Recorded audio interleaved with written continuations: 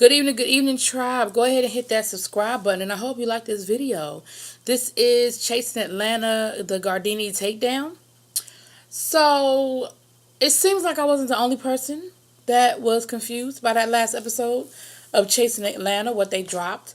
So it seems like they dropped the episode, I believe it was yesterday, which wasn't really a full episode. It was like a 15-minute, but I think it was the clip that they left out with a little bit of an explanation as to why they left it out, and I guess what it was about. Then they just dropped the episode I just saw a minute ago, so I'll look at that and I'll come back with a different video because that's a different episode. I think that's the actual full episode. But let's talk about this whole Guardini takedown thing.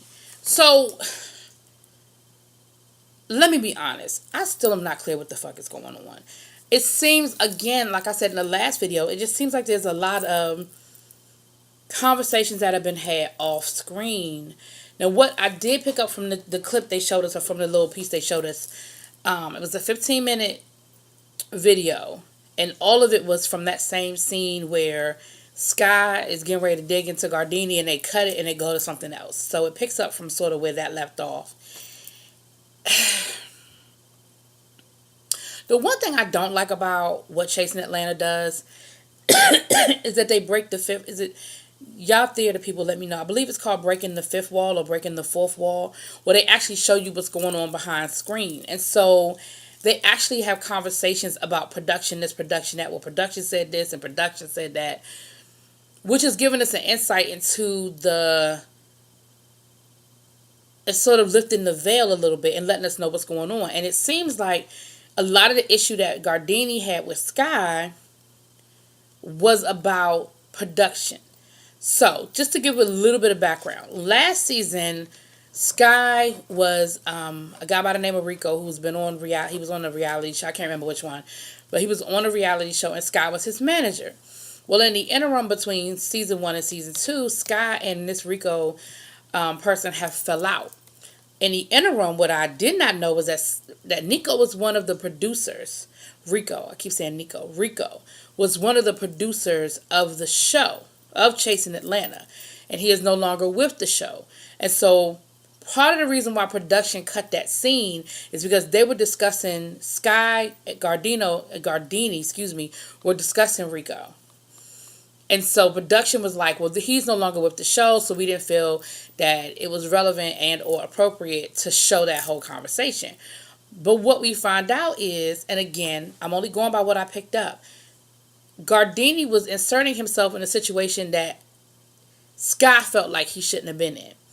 And what it sounds like is that Guardini was trying to bring Rico on the show, and Guardini's thing was, I talked to production about it and production was cool, and Sky was like, but why would you even want to bring him on the show? Like, it has nothing to do with you, it has nothing to do with your storyline. Like, why would you even bring him on the show?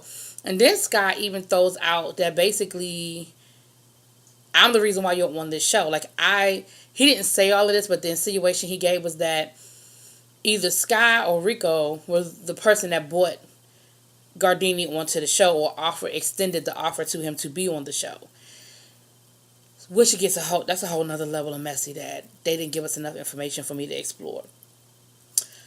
So once again, it sounds like, now I'm gonna let me tell y'all who my man 50 grand is. My man 50 grand is Martell, because Martell kind of took the lead of the whole conversation, and Martell was like, look, y'all know who I am. Y'all know how I roll. I've been honest from day one with all of y'all. And what he said is 100% valid. Now, I've said this with other shows. We know that there has to be a bone carrier to keep the drama going on. We know that has to happen on reality TV.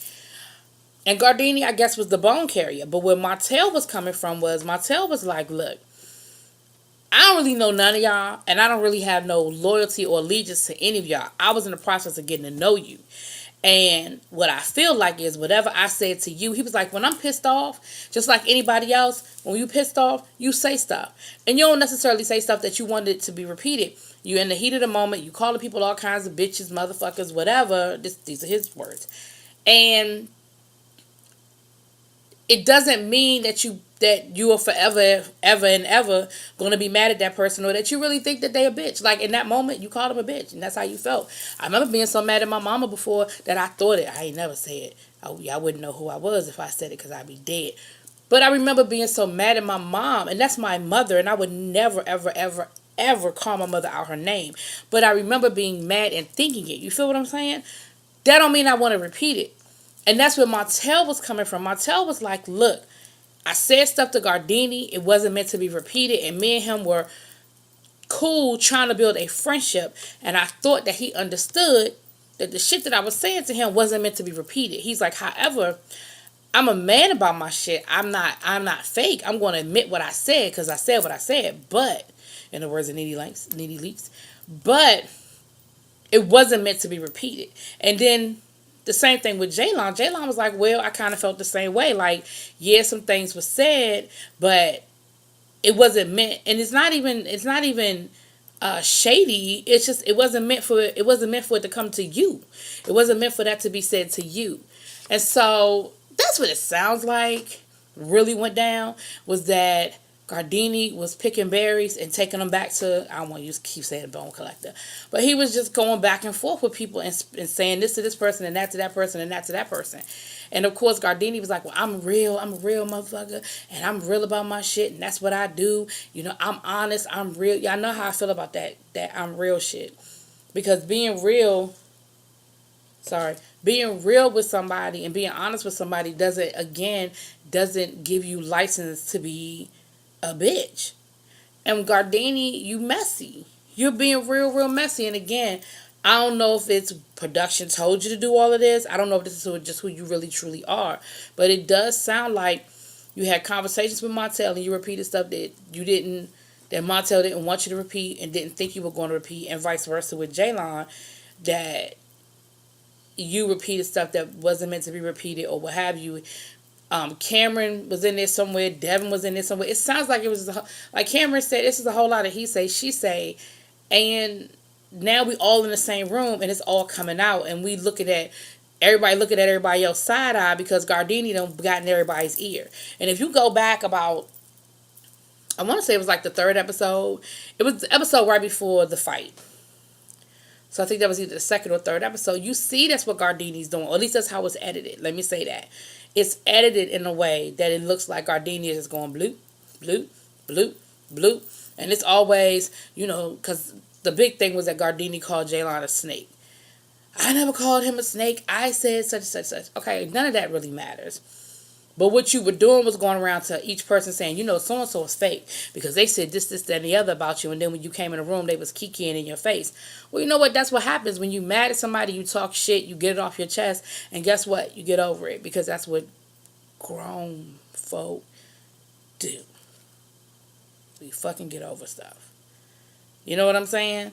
And that's what it sounds like. Again, I'm gonna check out this next episode and come back to y'all with the review for that episode. But I wanted to review it, but I just don't like this whole breaking the fifth wall. It's either fifth or fourth wall. Because it's like the Wizard of Oz and seeing what's going on behind the curtain. You know what I'm saying? Like, I know it's a reality show. I know that the producers create certain scenarios. I know that certain things are done to create the drama. I get it. I'm not stupid. However, I don't need to see it being made. Like, just give me the final plate. I don't need to be in the kitchen while you're making it. You know what I'm saying? Like, I love calamari. I know it's octopus. I don't need to see it. I don't need to see it. I don't need to see you cooking it. Can you just put it on a plate and give it to me? You know what I'm saying? So, I don't know, y'all. Again, it's entertainment, so I'm going to watch it. It's entertaining. So, I'm going to check out this next episode and I'll drop that video for y'all. Y'all let me know what y'all think. Peace.